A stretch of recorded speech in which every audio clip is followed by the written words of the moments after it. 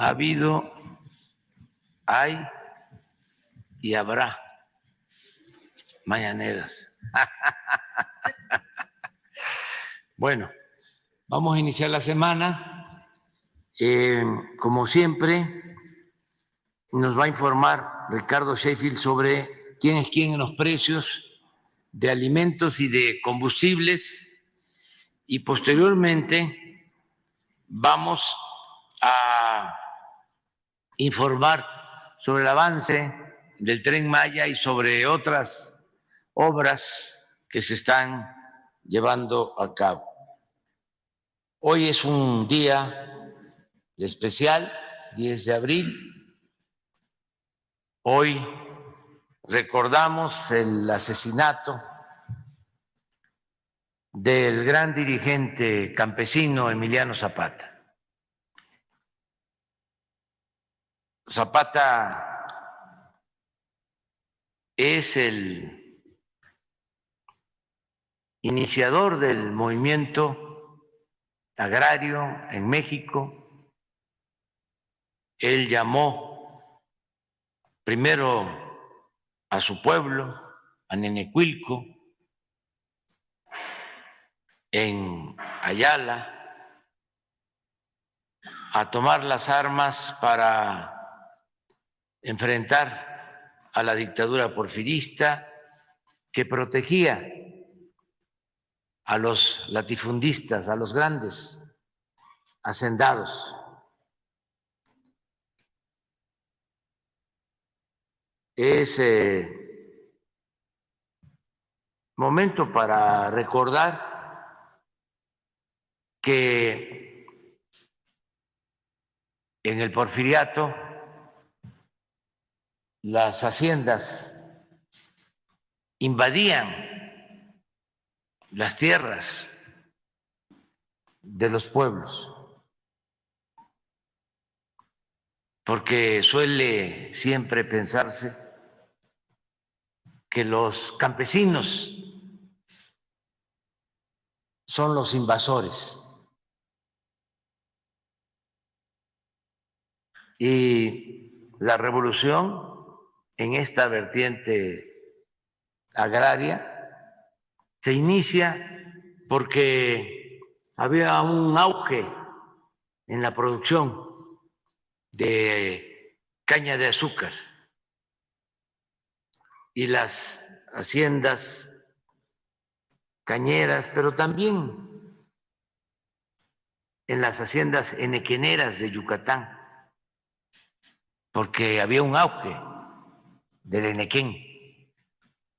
Allá ese auge del enequén llevó a la esclavitud de los mayas y también a la esclavitud de los yaquis, que desde Sonora eran deportados para trabajar como esclavos en las haciendas enequeneras. Lo mismo sucedía en Morelos, en Puebla, en Veracruz. Existía en ese entonces Valle Nacional, que está en el Papaloapan, en la cuenca del Papaloapan, cerca de Tuxtepec, y ahí se sembraba caña y sobre todo tabaco, y se tenía peones encasillados, esclavos, que eran enganchados para ir a trabajar a esas haciendas. Bueno, en Morelos, por ese auge de la industria azucarera, las haciendas invadían las tierras de los pueblos y había una hacienda que se llamaba El Hospital en Anenecuilco, era de un señor Escandón, muy amigo de Porfirio Díaz. Estos hacendados eran los que imponían a los gobernadores. Y esa hacienda invadía cada vez más las tierras de los habitantes de Anenecuilco. Y siempre iban a llevar sus escritos a Cuernavaca, al gobernador, y nunca les hacían caso.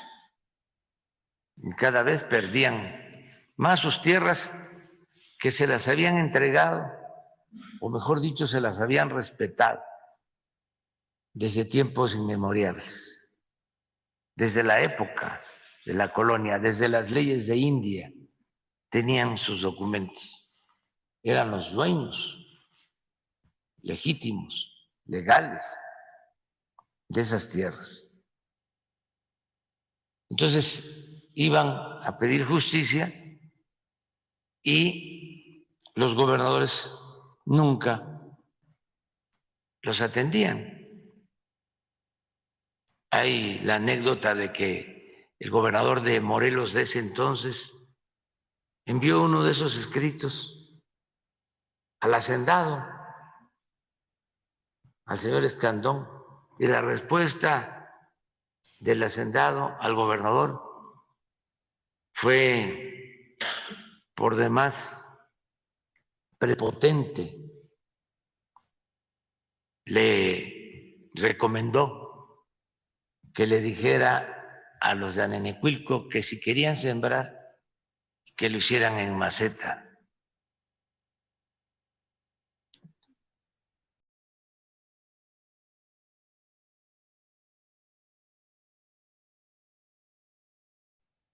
Por eso los ancianos, que eran los encargados de estas gestiones, una tarde, noche, llamaron al pueblo a una asamblea. No tocaron las campanas como era la costumbre. Se corrió la voz, se reunieron y informaron que ya no podían seguir con la gestión porque no se avanzaba y que ellos ya estaban grandes, ya estaban cansados y que necesitaban gente joven, sangre nueva, para continuar con la gestión. Y ahí en la asamblea eligieron a Emiliano Zapata, que era joven. Zapata aceptó, no hablaba mucho, solo lo único que dijo fue que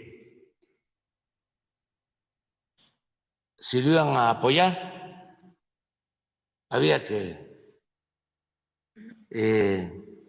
usó una expresión, fajarse los pantalones.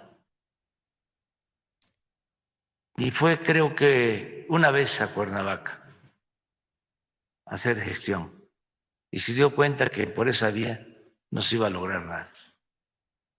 En ese entonces, Francisco Madero convoca a tomar las armas en contra de Porfirio Díaz y él se adhiere al movimiento revolucionario, porque en el plan de San Luis que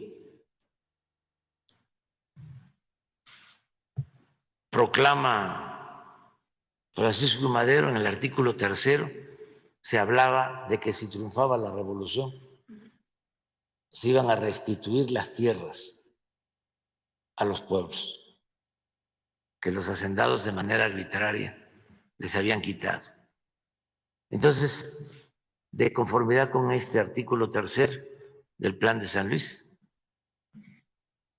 Zapata llama al pueblo también a armarse, a los de Anenecuilco, y empiezan a quitar las alambradas. Y así surge el movimiento zapatista. Así se inicia. Desde 1911 hasta el 10 de abril de 1919, en que es asesinado en Chinameca, víctima de una traición de un militar, Guajardo, que lo invita a la hacienda a comer. Ahí estaban los soldados y a la entrada le disparan y lo asesinan. Un dirigente campesino auténtico que cuando triunfa el movimiento maderista mantenía muy buena relación con el apóstol de la democracia, don Francisco I. Madero, pero con la intriga los separaron, que fue una desgracia, porque si hubiesen actuado juntos, el maderismo hubiese triunfado y era el triunfo de la democracia, pero los separaron. Cuando se llevaban bien, Madero hasta lo invitaba a que se pasaran un tiempo, que platicaran en Tehuacán, Puebla, que habían baños termales. Y Madero le tenía mucha consideración y Zapata también. Pero no se entendieron porque hubo muchas intrigas, sobre todo durante la presidencia interina de la Barra, y los separaron. En ese entonces, cuando todavía se llevaban bien, Madero, de manera respetuosa y sin malas intenciones, pensando de que Zapata se lo merecía, le ofreció una hacienda. Y la respuesta de Zapata fue muy fuerte, y eso demuestra lo que eran sus convicciones. Le contestó diciéndole: yo no fui a la revolución para hacerme hacendado. Un dirigente cabal, íntegro, con principios. Entonces hoy lo recordamos. Ahora sí vamos con Ricardo Sheffield.